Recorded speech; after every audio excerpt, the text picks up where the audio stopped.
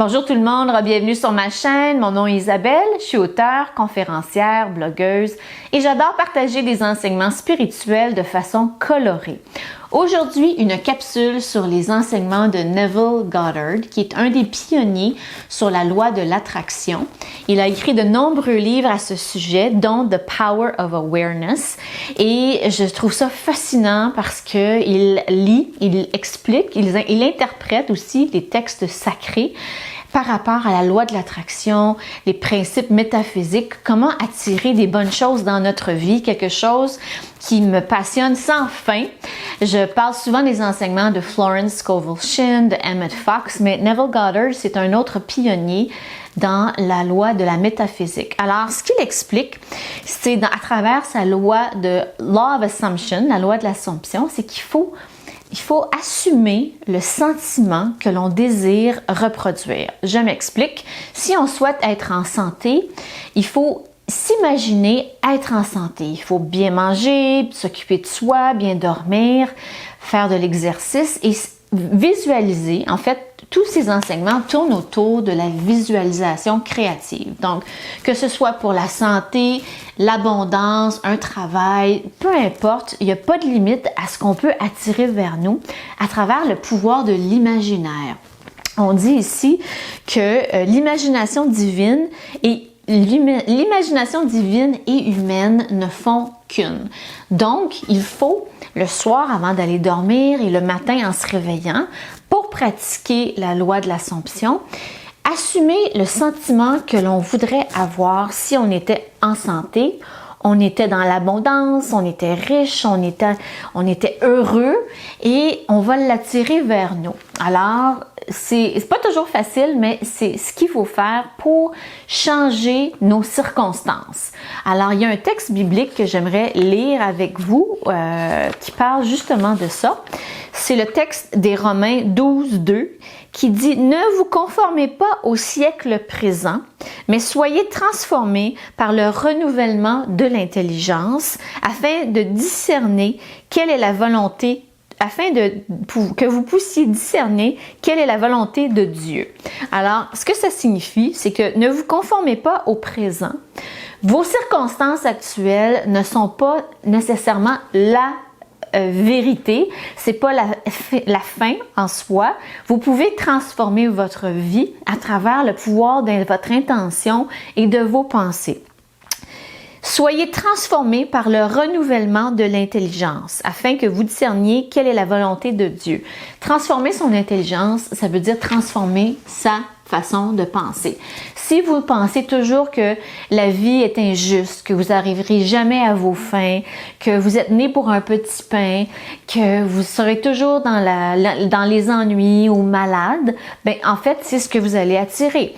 Il faut transformer son esprit. C'est un travail très important. C'est un travail qui demande beaucoup de diligence, d'être très strict avec son esprit pour pas laisser des pensées négatives apparaître. Moi, pendant très longtemps, j'étais souvent embourbée dans des pensées négatives. Ah, ça vaut pas la peine, qu'est-ce que je fais là? Travailler sur tel projet, blablabla. Ça, c'est des pensées négatives qui n'apportent rien de bon dans ma vie ou dans la vie de personne. Il faut être très strict. La même chose quand on commence une diète, quand on change son alimentation, on est strict, on laisse pas rentrer le chocolat, on laisse pas rentrer la poutine. Ben, c'est la même chose avec notre esprit. Il faut être très strict. Et ça va transformer notre vie. Alors, si on pense des pensées positives, ça nous amène dans une autre vibration et ça nous aide à manifester tout ce qu'on désire, y compris la santé, y compris l'abondance. Mais il y a deux choses. Il faut avoir l'audace de croire en ce en quoi on veut manifester. Donc, si vous souhaitez manifester une grande maison avec une piscine, un grand terrain, il faut que vous ayez l'audace. Dans vos circonstances actuelles, si vous êtes dans un petit studio avec pas d'espace, il faut avoir l'audace de croire que vous allez recevoir ce que vous rêvez. Ça, c'est la condition principale. Avoir l'audace de croire sans aucun doute. C'est pas nécessairement de mettre des efforts oui, il faut mettre des efforts pour arriver à nos fins, mais ce qui est encore plus important, c'est de changer et de transformer notre esprit pour croire qu'on peut y arriver et qu'on va l'obtenir. Et là où souvent il y a des échecs dans la manifestation, c'est qu'on stagne. On voit pas l'objet de notre désir apparaître, la voiture de nos rêves, la maison de notre rêve, la job de nos rêves. On se décourage puis on dit ah ben c'est pas pour moi, c'est pour les autres. Ça sera pas pour moi dans cette vie-ci. Donc il faut vraiment faire comme si on a obtenu ce qu'on désirait, même sans l'apparence concrète de notre désir.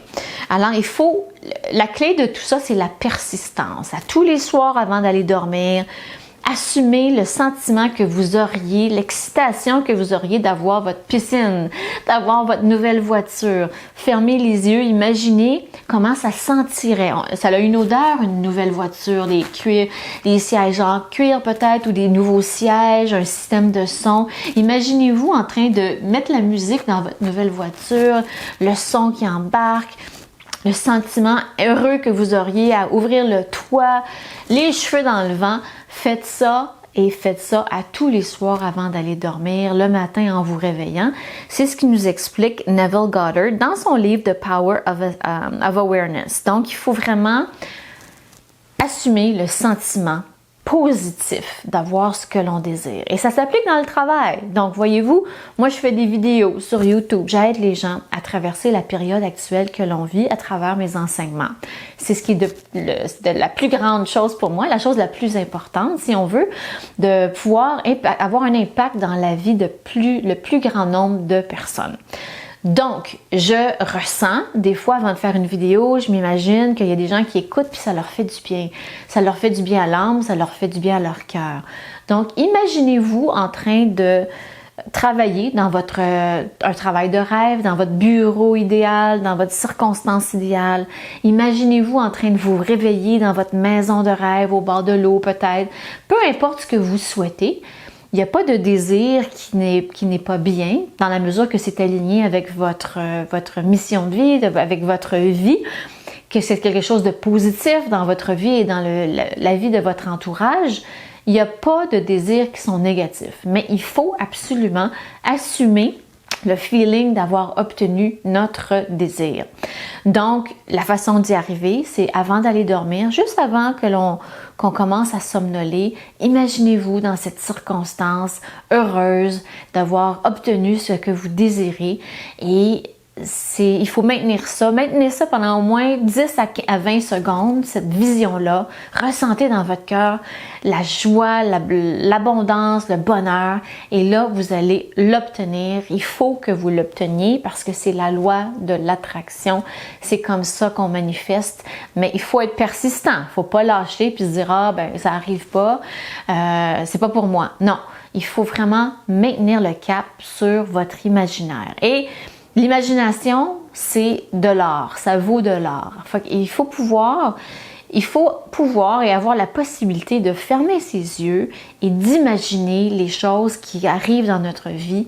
Il faut vraiment être capable de se taire le cerveau bavard, prendre un temps pour soi et imaginer les circonstances heureuses qui viennent vers nous. Alors, je répète, ça prend de la discipline, ça prend énormément de volonté et de foi. Et je vous rappelle, ne vous conformez pas au siècle présent, mais soyez transformés par le renouvellement de l'intelligence afin de discerner quelle est la volonté de Dieu. La volonté de Dieu, c'est que vous soyez heureux, en santé, bien dans votre expression aussi, l'expression de soi, et que vous soyez dans l'amour inconditionnel pour les autres, pas juste l'amour romantique. C'est les 4 sphères de la vie. Donc, comment on y arrive? À travers le pouvoir de l'imagination, le pouvoir de l'imaginaire qui est extrêmement puissant. C'est le sentiment heureux d'obtenir ce que l'on veut. Quand on fait ça, là, ça vibre dans notre cœur, c'est signe qu'on est sur la bonne voie, qu'on va obtenir ce qu'on désire. Je parle de ça dans mon livre Splendeur. Pour ceux et celles qui ne l'auraient pas encore lu, je partage des enseignements spirituels et c'est expliqué d'une autre façon. En fait, c'était les enseignements de Yogi Bhajan qui disait Vibrate with the cosmos, vibre le cosmos et le cosmos te montrera le chemin. C'est une autre façon d'expliquer la loi de l'attraction. Il faut vibrer avec ce qu'on désire et l'univers te montrera la manifestation de tes désirs. Alors voilà pour cette courte capsule sur l'enseignement de Neville Goddard sur la loi de l'Assomption. La prochaine vidéo sera sur l'enseignement de Neville Goddard sur la loi de la révision. Sachez qu'on peut réviser des événements négatifs qui sont arrivés dans notre journée, encore une fois à travers le pouvoir de l'imaginaire. L'imagination, c'est extrêmement puissant, pas juste pour créer, pas juste pour créer des œuvres littéraires ou du cinéma, du théâtre, mais aussi pour créer une vie qui est alignée avec nous, qui nous rend heureux et heureuses. Merci beaucoup de votre écoute. Merci infiniment de vous abonner à ma chaîne. Merci de me lire. Et je vous dis à bientôt pour une prochaine capsule. Ciao!